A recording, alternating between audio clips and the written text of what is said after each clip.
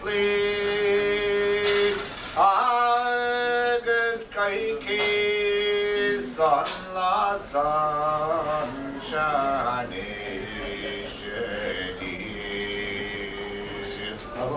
gan tapa gan ri gan anam na free achayega vagayala silaterandi yes. karma mastar Sherona varag viva ulvai shakunte gir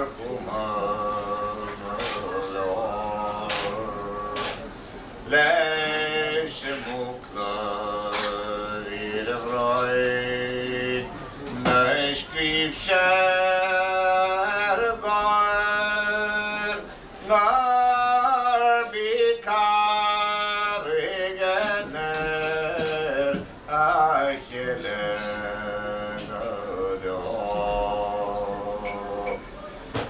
Dadenelam Fleadh Narata Serpin Shepenin Makaura Kaun Kahimahi Or Filishon Gil Isen Bradan Nodlin Fadogadun Tever Ganvegan Carfree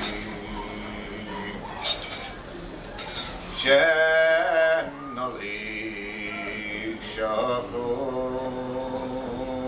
Annali Ganfun Nam Karar Ravalagal Ferrahin Adun Navinshem Marur Agadainen Centrur Esprayening Edechina Sahinem Nachadun Noirhem Sharon Lee Noirhem Romshis Noirkin Kariganer of Leskan Mafri Eserashlom Marish Gamalach Mahi Skarbikariganer is Kelem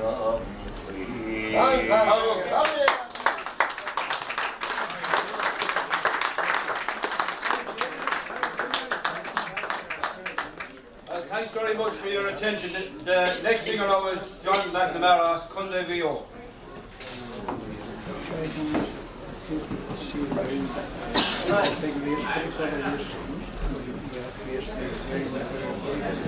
It was 30 time in Scotland,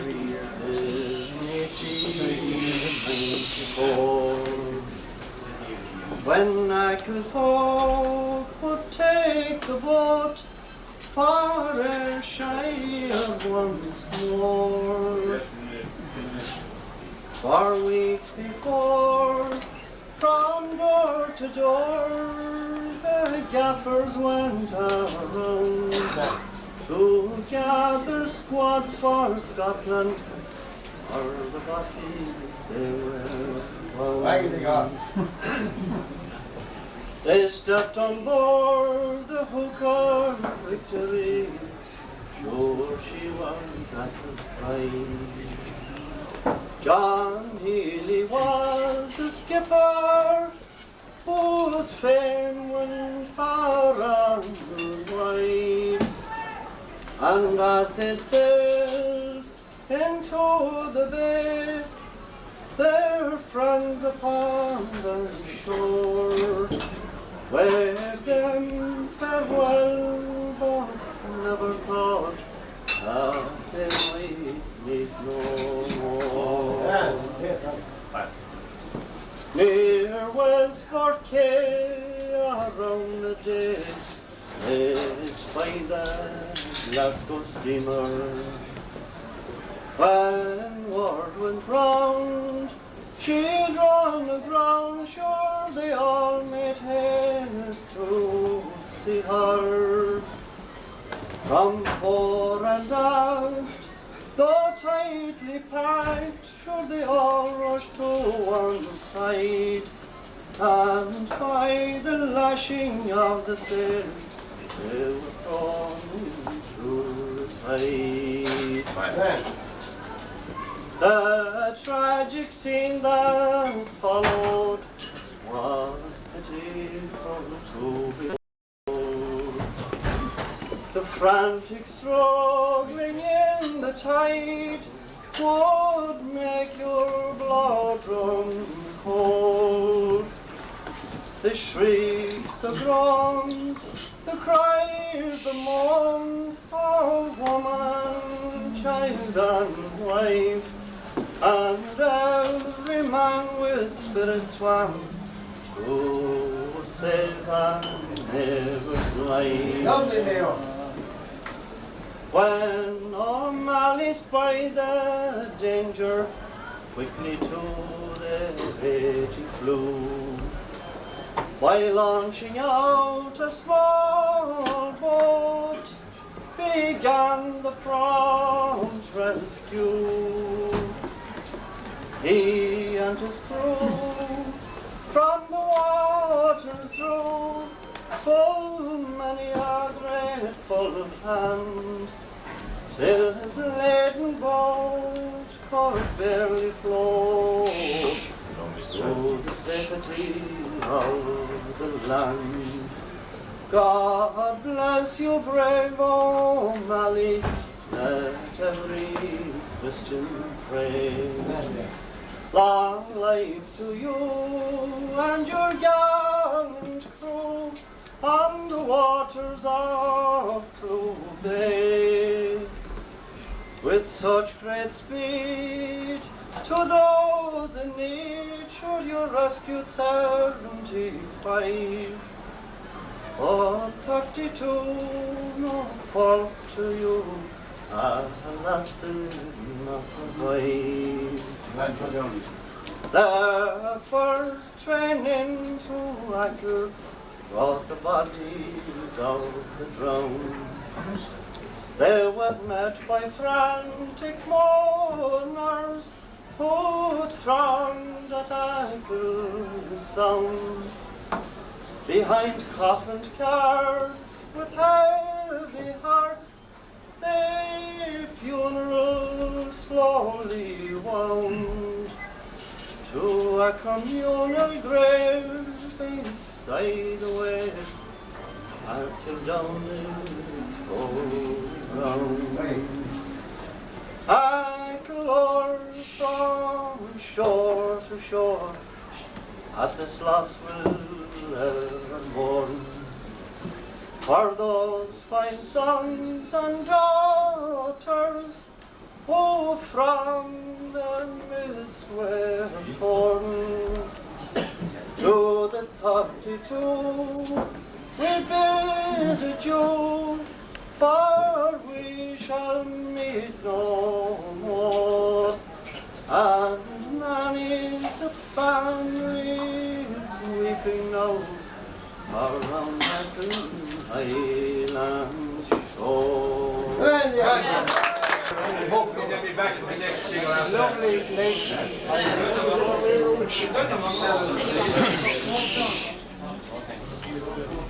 Well, I'll sing of the capers, of the rockers and shakers that are out all the night till the break of the day. Some just out of the cradle and more hardly able, and every night club show they boogie away.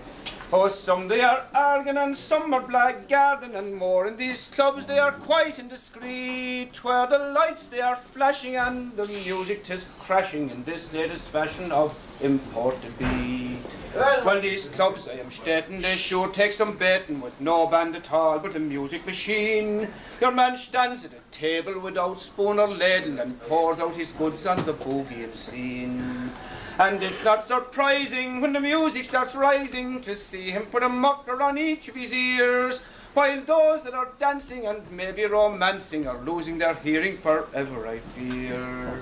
Ah, well, if you must ask me, or maybe attack me for finding myself in a place so designed, well, the wife was away for the night, she did say, with the old icy effort, and it was confined.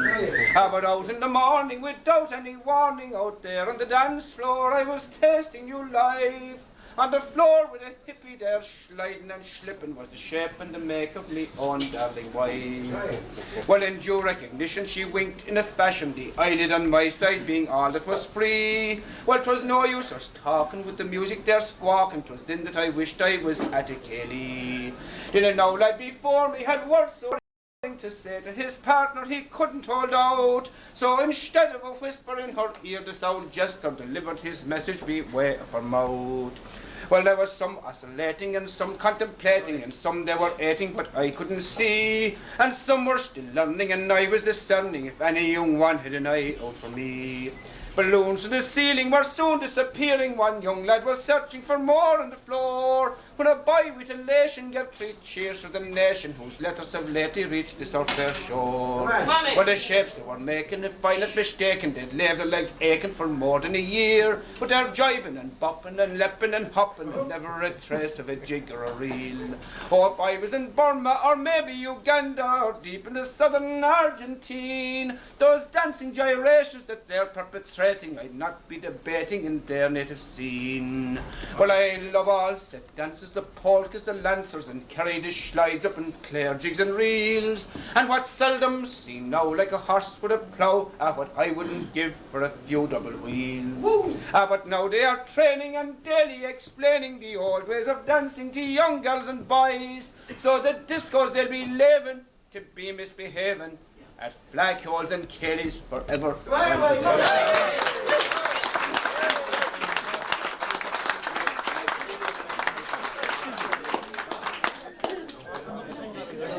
Singing.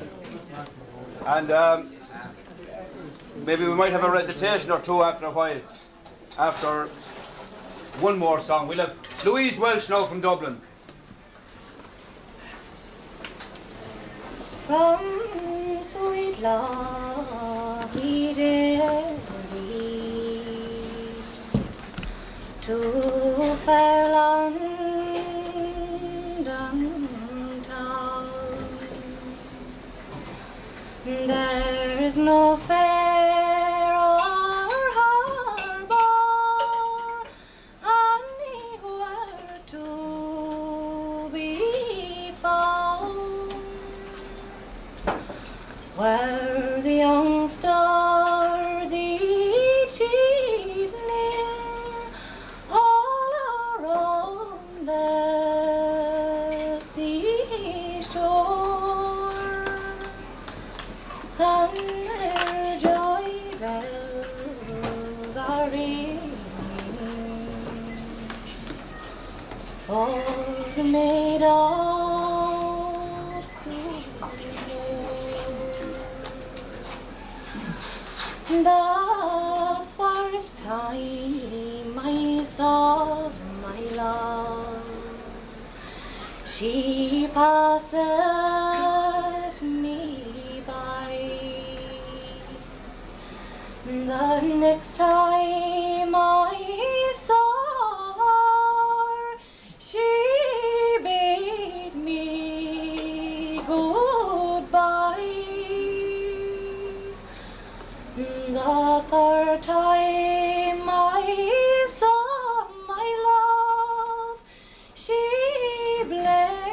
my heart sore as she sailed down the foyle and away from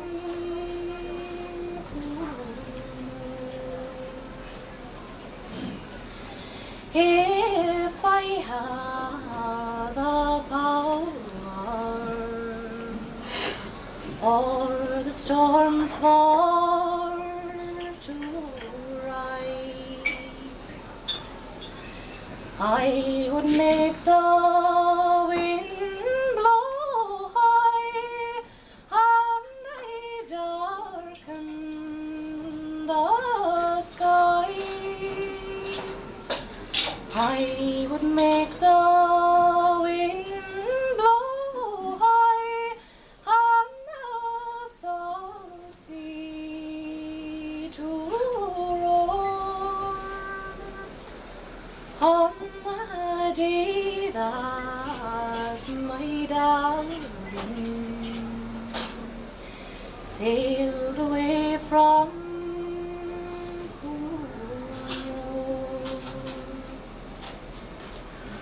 to the north part of America. I go my love to see, where I will know no one, and no one knows me.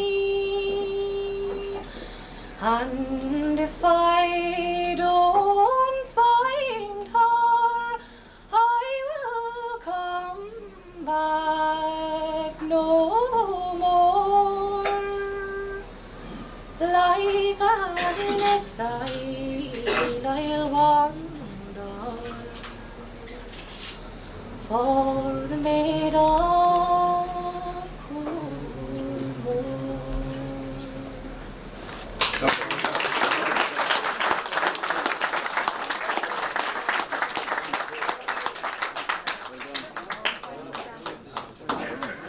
Larry. Right now, stay with the Dublin singers for a moment. We'll have Larry Miss. Sing it. A song of Damien Malloy's. Damien over there. A chance of anyway. Aye. As I look down o'er the valley, where the grass is lush and green, and the Sparrow Mountains in my view, sure it is a lovely scene. Sleep gullion in the distant light, and there I plainly see our mast twin spires reach heavenward in all their majesty. That river where I oft times fished meanders on its ways by the meadows and the woodlands, for to join with sweet Loch Ness. And Rossborough reminds me of an old forgotten day, and the fortress of Lord Charlemont slowly crumbles with decay.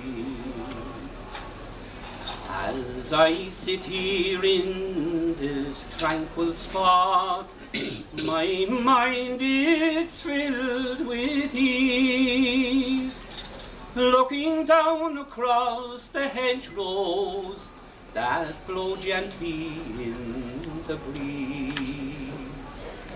My mind begins to wander back to the not so distant year, and as my thoughts turn to my childhood, Sure my eyes they filled with tears.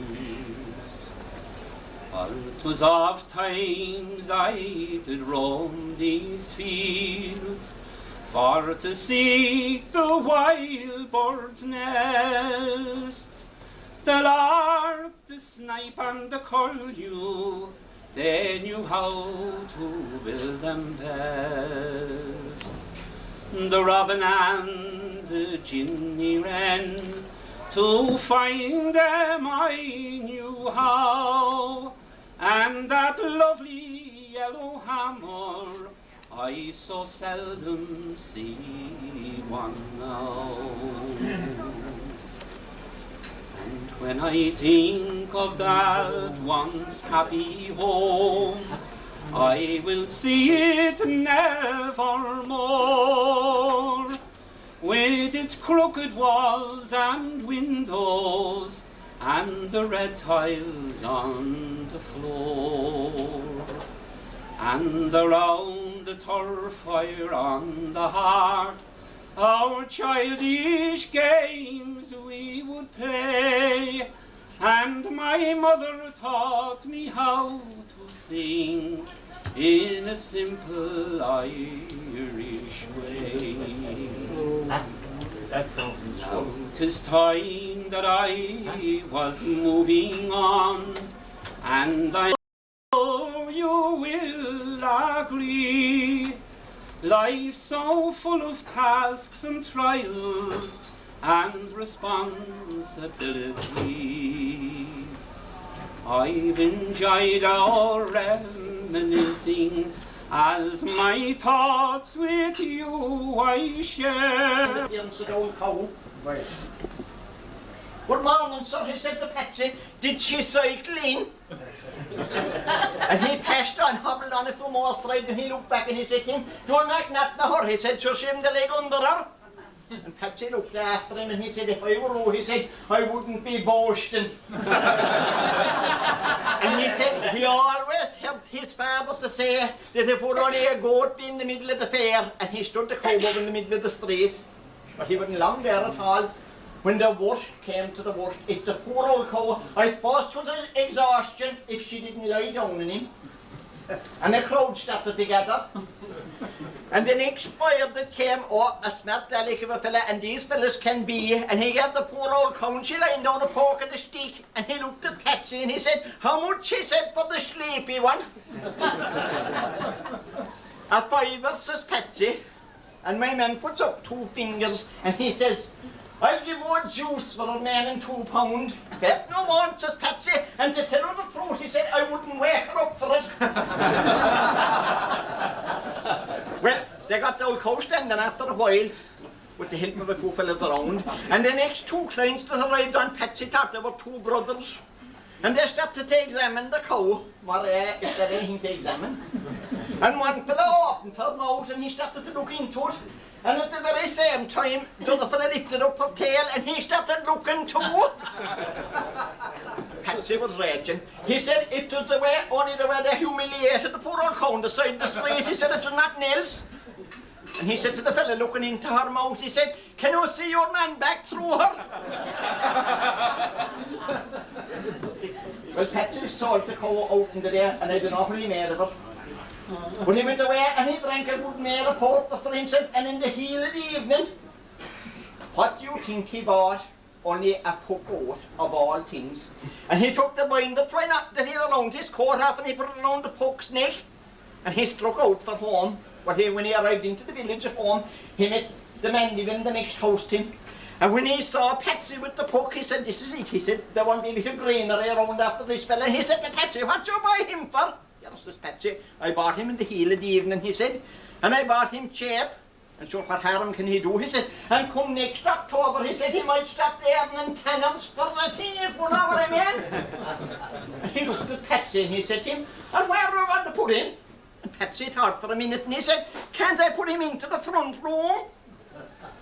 And my man looked at him and he said, "Patsy," he said, "what about the smell?" "Well, to tell you the truth," says Patsy, "he'll have to get used to that." Go ahead there. 'Twas the time of the blind pensions, and Patsy was one of the first to apply. He said to work 3.9 a week and porter 9p a pint. And he got back a forum to appear before an optician, if we're on mind, inside the Limerick City, a place he never was in his life. He went in the bus, down the road behind from Brewery, and he arrived inside in town, and he was walking downtown, and he saw Wolf up straight in front of him, and in he went. He used to be hearing them talking at Christmas about buying toys for children and things, and there was a man inside the counter, and it was during the war, and everything was rationed. There wasn't a candle and nothing else to be got, and Patsy was a man that wouldn't draw home lamp oil and eat until he'd sit in the dark first.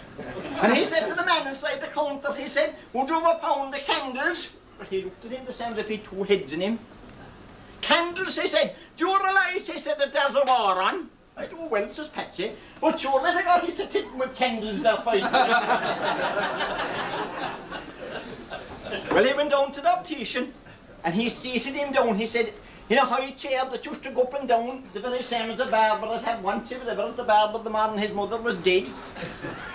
And he put up a big map in front of him, with a small A, a middle-sized A, and a huge big A, and he got out a pointer and he pointed to the small one. "Can you read that?" He said to Patsy. "No," says Patsy.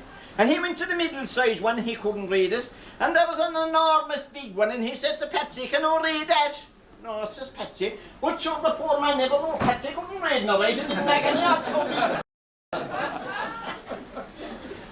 He got a thing about 6 inches in diameter, silver coloured, and he put it up in front of Patsy's eye, and he said, "Can you see that?" "I can," says Patsy. "What is it?" says he. "Well, to tell you the truth," says Patsy, "if taking the 2 shilling piece," he said, "it must be a half a crown." And Patsy got the blind pension, I needn't tell him. And he walked up the street as proud as a peacock. And he was looking around to know where he killed the day, and where do you think he went? Of all places, only the survey to the pictures, a place he never was in his life, only to hear fellas talking about it. 1.9 it was to gain. And as he said himself, he was seated down in a flush seat up near the front. And the picture just started. When whatever look he gave who was seated alongside him, only the man that was after awarding him the blind pension. Well, did the cold sweat come out through him, I needn't tell him. But Patsy used to think quick, and he gave our man a good nudge, and he said to him, "Excuse me, sir," he said, "could you tell me am I in the right bus for Brewery?" Well, he had the pictures, I needn't tell him. And he went uptown and drank a good few pints, and at the stage he arrived for the bus, 'twas ready to pull out, and full to the brim into the bargain. And there was one seat left, beside a big ugly woman, and she as sour as she looked. And Patsy planted himself down alongside her, and I started to think of handy jaw. I suppose the porter that was talking. And maybe he was inclined to paw for all I know. And she gave a look at him, and she said to him, "You're drunk," she said. "You're disgusting," she said. "You're so drunk." And the whole bus froze. And Patsy looked in at her, and he said to her, "You're ugly." In a matter of fact, he said, "You're so ugly that you're disgusting." Oh. But he said, "I'll tell you one thing," he said, "I'll be sober in the morning." Go back. We're going back to the singing now again. And the next singer here now is Pádraig McNulty from Ballina. Thanks very much. Bye, Paris. Goodbye. Lament you Gaelic sportsmen from dear old El's shores. Your hero, bold McFlanagan, alas, he is no more. He was laid low by death's cold blow, all in his youth and bloom. He sleeps today in his churchyard clay,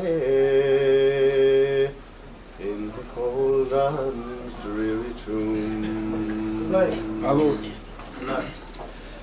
The thrush and finch are silent now, in the groves round Castlebar. The banshee's wail floats on the gale from hillsides near and far. The trees so tall about them all stand gloomily all day, and the stars at night refuse their light, since Mick has passed away. Tall debonair he oft did wear, Mayo's own red and green, to lure a back or lead attack his likes you'd seldom see. As Meath can tell and loud as well, and Kerry boys also, their greatest fear of all the year was that stalwart from Mayo. I remember well, and this can tell, sure 'twas in the holy year. The wearers of the green and red in Croke Park did appear.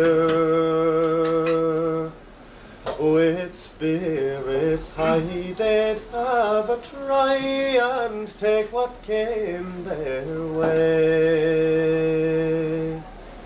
'Twas a goal by Mick that did the trick, and it won for us the day. Man. Though you are gone, there still lives on the fame of deeds you've done. Round fires at night, it's our delight to count them one by one. And round that fire they will inspire the youth of all Mayo to play the game and rise to fame, like young McCall long ago. Bravo.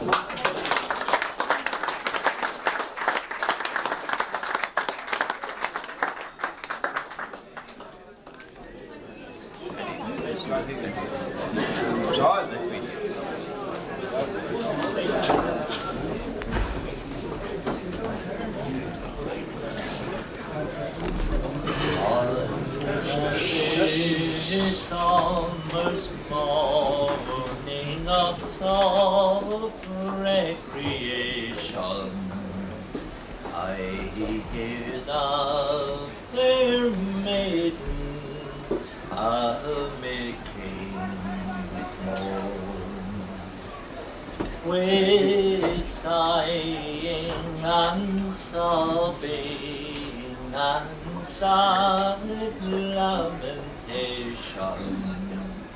I'll say my blackbird most royal has flown.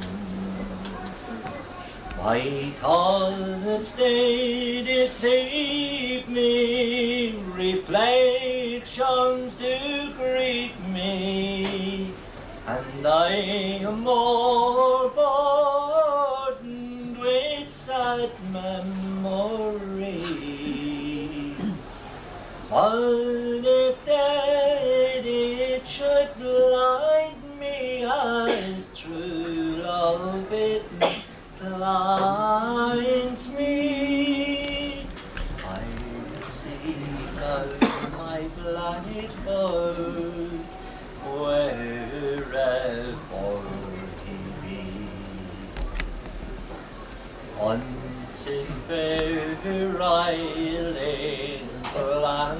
my blackbird did flourish. He was the chief flower that in it did spring. Crying ladies all honor his person did nourish, because that he was the true son of the king. But this sad fortune to me it's still uncertain, has cast a long parting between him and me. His name, my lad, once in Spain and in France. All bliss to my blackbird wherever he be. All the birds of the forest, they all came together.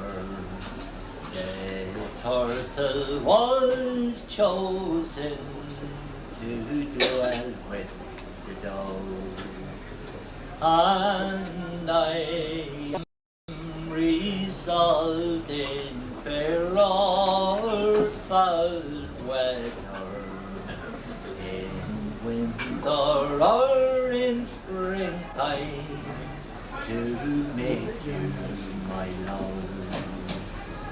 He's all my heart's treasure, my joy and my pleasure, and dearly my true love, their heart follows thee. He is constant and kind and courageous of mind. I seek out my blackbird wherever he be. In England my blackbird and I were together when he was most noble and gentle of heart. But woe to the time that when he started from thither, alas, from that country he was forced to depart. In Scotland he's famed and highly acclaimed. In England he still seems a stranger to me.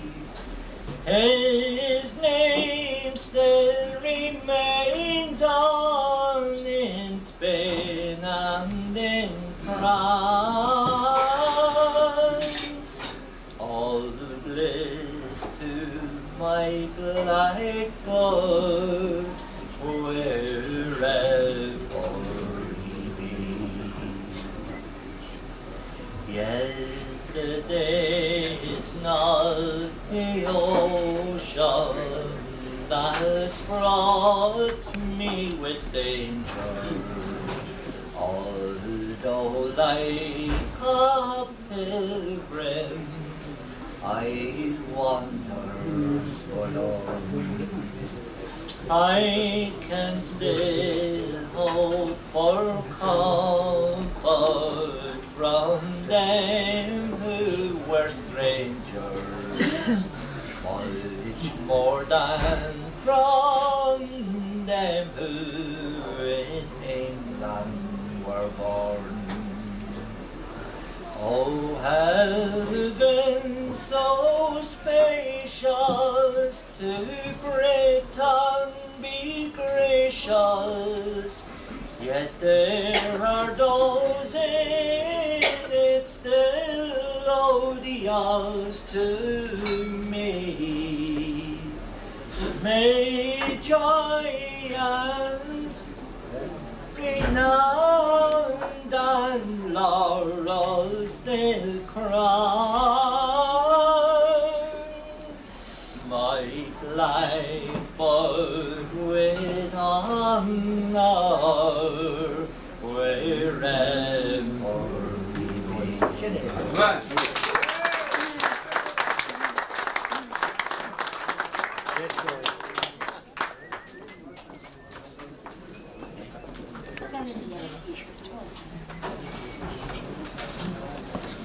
Where does he go? Get somewhere, isn't it? Nah, get him back up again, but we don't make it. Is that all right? Alex? Oh, I think